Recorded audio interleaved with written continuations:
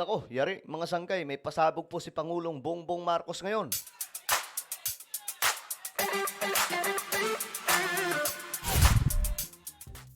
Good day, magandang oras po sa lahat ng mga taga-subaybay, sa lahat ng mga solid sangkay na nanonood ngayon.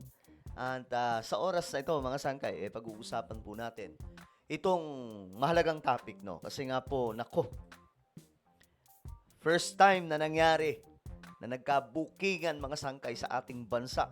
Talagang ang ginagawa ni BBM ngayon, binubuksan ng maskara. Tinatanggalan ng maskara ang lahat ng mga politiko. At ngayon mga sangkay, nakikita na po natin ang realidad. Alright? Anyway, bago tayo magtuloy-tuloy, sa mga hindi pa po dyan nakakapag-subscribe, tayo po ay 1.55 million subscribers na. Parami po tayo ng parami, no? Kaya naman kung ikaw, hindi pa nakakapag-subscribe dito sa ating YouTube channel, makikita nyo po yung subscribe button sa baba ng video na to. I-click nyo lamang po yung subscribe, i-click ang bell, at i-click nyo po yung all. Sa mga nanonood po sa Facebook, i-follow nyo po yung ating Facebook page. So, eto na nga mga sangkay, ang ating presidente. Itong si PBBM, meron pong matinding pasabog. No, ngayon. Nako, magugulat at hindi magugustuhan ito, for sure, ng ilan sa mga ayaw sa kanya. Sabi kasi ni BBM, hindi ako aalis sa Malacanang hanggat hindi ayos ang problema sa flood control. Nako, alam nyo na to mga sangkay. What if ma-extend ang Pangulo, no? What if magkaroon ng parliamentary system? Nako po, mga sangkay, manggagalaiti po yung mga DDS dyan. No? Manggagalaiti po sila sa talagang gigil kay BBM kasi nga gusto nilang umupo yung gusto nilang politiko na lutang naman, mga sangkay. Ngayon, ito basahin po natin ang balitang to. Kasi alam nyo guys, sa totoo lang, to be honest, first time po talaga na mayroong Pangulo na walang pakialam kahit pa mga proyekto na yan, ibinunyag kung mayroong pong katiwalian.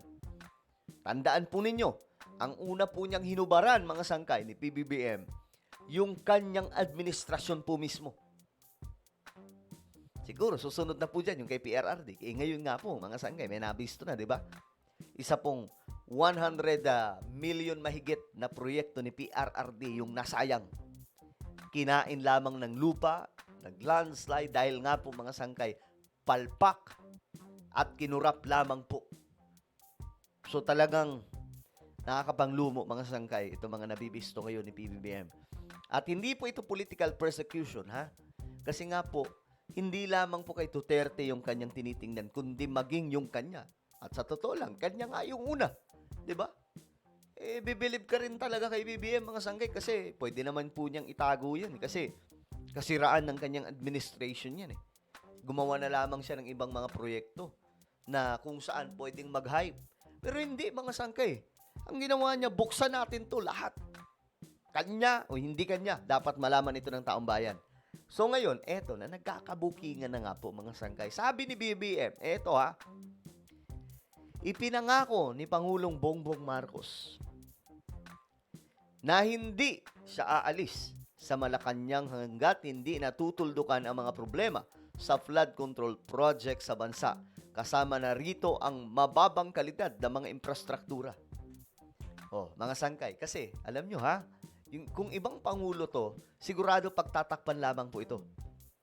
Halimbawa na lamang, kitingnan nyo mga sangkay yung opinion ni VP Sara. Paano po niya, mga sangkay, isinisiwalat na imbis na kampihan ang Pangulo natin dahil nga po sinasawatan niya, binabakbakan niya ngayon yung mga kurap na mga opisyal at maging ang mga kontratista na nakikipagsabwatan, mga sangkay, sa mga corrupt officials. Tila baga kinakampihan pa po, mga sangkay, yung mga corrupt nitong ni VP Sara. Parang ganun po yung dating, di ba? Kasi kinukontra niya Parang gimmick lang daw po ito ni Pangulong Bongbong Marcos. Parang ganun po yung dating ng pagkakasabi. Di ba? Pero mga sangkay, sa totoo lang, wala pong ibang nakagawa nito na isiwalat ang ganitong klaseng kalakaran na matagal na po nating alam yan. O, 'di ba? Alam po natin yan. Magmamaang-maangan pa ba tayo dito? Alam na po natin yan noon pa mga sangkay na may mga proyekto na substandard. May mga project mga sangkay na hindi maayos yung pagpapagawa. At alam po natin na may korupsyon. Walang ibang pangulo niya na nakapagsabi kundi si BBM lang. O ngayon, mga sangkay, hindi kasi kayang tapalan si BBM ng pera eh. Palibhasa, mayaman po sila. 'Di ba? Baka sampalin lang sila ng Marcos Wealth dyan.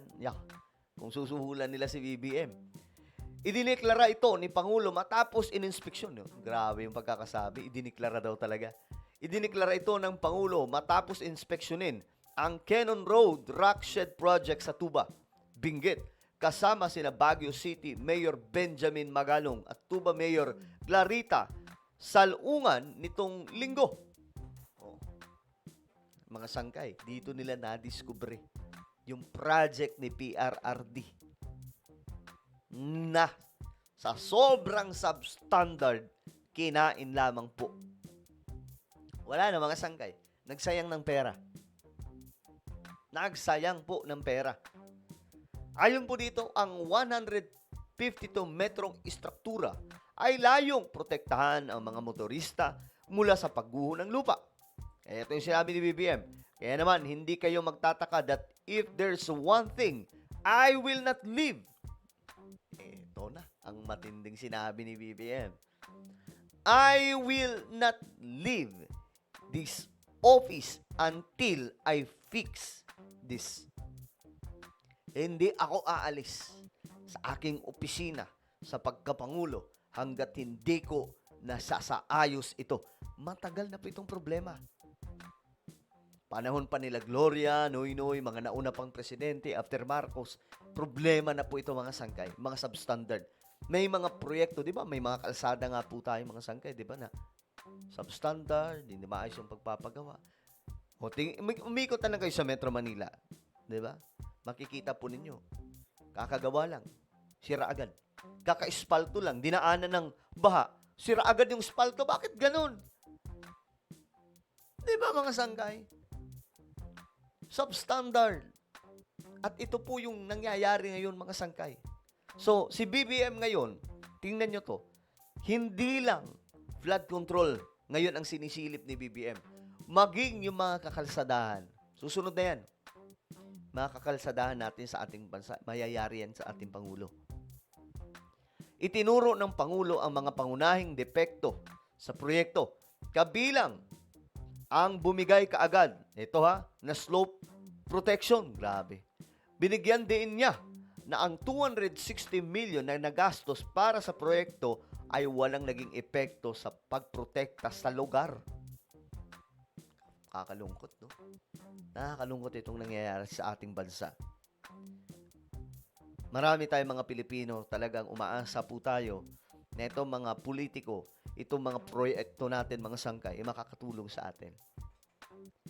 Pero anong nangyayari? Ginagawa lamang po nilang gatasan ang kaban ng bayan ng ating gobyerno. Kung wala si Pangulong Bongbong Marcos, hindi ito mabibisto. Kasi grabe noon mga sangkay yung takipan eh. Pag tropa ka, tatakpan. Pag ikaw ay kakampi, tatakpan. Si BBM, hindi ganun eh. Kita niyo yung ginawa niya kay VP Sara. Kita niyo yung nangyari mga sangkay sa mga nakakampisanan niya. Nung nakita niya na may mga problema nga, anong nangyari? Mga sangkay. So, talagang ito po ngayon ay bukasan po ng kung anumang mga sekreto ni Pangulong Bongbong Marcos. And there's more to come. Abangan po natin yan. Nako, mga sangkay. Parang walang ginawa, sabi ni BBM. Wala silang itinayo. Wala silang nilagay na wall. Wala silang nilagay na riprap. Wala silang nilagay na slope protection. Kita nyo na. Isa po sa dapat dito managot.